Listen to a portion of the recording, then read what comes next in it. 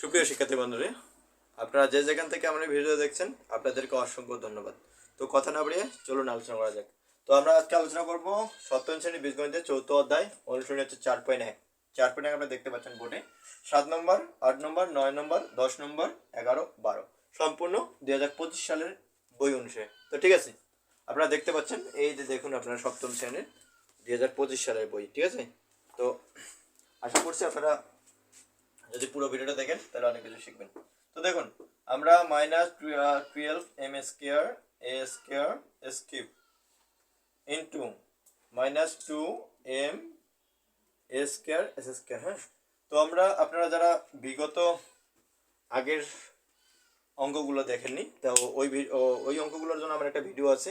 তো পূর্ববর্তী ক্লাসগুলো আপনারা দেখে আসেন আগে, তারপরে এই ক্লাসগুলো দেখেন, তাহলে বুঝতে পারবেন। ঠিক আছে, তাহলে দেখুন আমরা ধরে নিলাম এখানে মাইনাস নেই, মাইনাস কি নেই। তো মাইনাস না থাকলে কি করব, যে আগে সংখ্যা, আগে যে সাংখ্যিক সহগগুলো আছে, এখানে কত আছে 12 আর এখানে 2। তাহলে আগে যে সংখ্যাগুলো আছে, তাহলে আমরা জানি যে কোনো চলকের সামনে যেটা থাকে এটা নাম হচ্ছে কি সাংখ্যিক সহগ। তাহলে 12 আর 2 গুণ করলে কত হয় 24, হ্যাঁ 24। তারপরে দেখেন এখানে m² আছে, এখানে কি আছে m আছে, ঠিক আছে, কিন্তু এখানে কি আছে a² আছে, এখানে কি আছে a²। তার মানে কি এগুলো যদি আমরা ABCD পড়তে যাই তাহলে আমাদের কোনটা আগে আসে, a আছে, কি আছে a। তাহলে এখানে a², এখানে a², তাহলে কত হবে a টু দি পাওয়ার কত হবে 4। কারণ কি চলক চলক যদি মিল থাকে তাহলে উপরের পাওয়ারগুলো যোগ হয়। ঠিক আছে, তাহলে এটা 4 হলো। তারপরে m, তারপরে কি m, তাহলে m আর m এখানে m², এখানে m এর উপর কোন মানে কি আছে 1 না থাকলে, কোনো কিছু না থাকলে, কোনো চলকের উপর কোনো কিছু না থাকলে 1 ধরে নিতে হবে। তাহলে m আছে এখানে দুইটা, এখানে আছে একটা, তার মানে কি করে হবে m এর উপর কিউব হবে, হ্যাঁ। আর এখানে x এর উপর কিউব আছে, এখানে x এর উপর কি আছে স্কয়ার, তাহলে এখানে তিনটা এখানে দুইটা, তাহলে কটা হবে x এর উপর 5, x⁵5।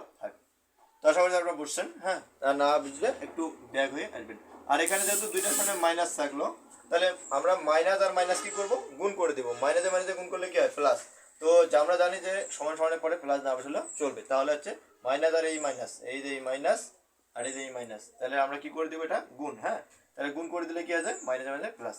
তো আসুন পরবর্তীতে, তাহলে পরবর্তীতে যখন এটা আমরা গুণ করব তাহলে a³ b x⁵ y² গুণন হচ্ছে মাইনাসে লিখতে হবে, হ্যাঁ। দেখুন তারপরে আমরা কি করব, প্লাসে মাইনাসে কি হয়ে যাবে মাইনাস, ঠিক আছে। কারণ কি প্লাস আর মাইনাস গুণ করে দেবো, কি করে দেবো গুণ। তাহলে 7 আর 3 গুণ করলে কত 3×7=21, হ্যাঁ।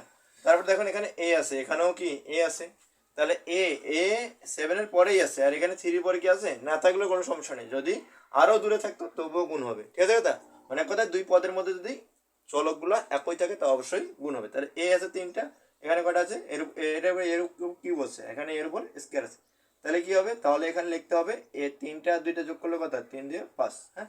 তারপরে দেখেন এখানে বি আর এখানে কি বির উপর স্কয়ার, তাহলে কি হবে বি কোন নাই মানে বির উপর কোন নাই মানে কি আছে 1, আর এখানে বির উপর কত আছে 2, তাহলে বির উপর কি হবে কিউব।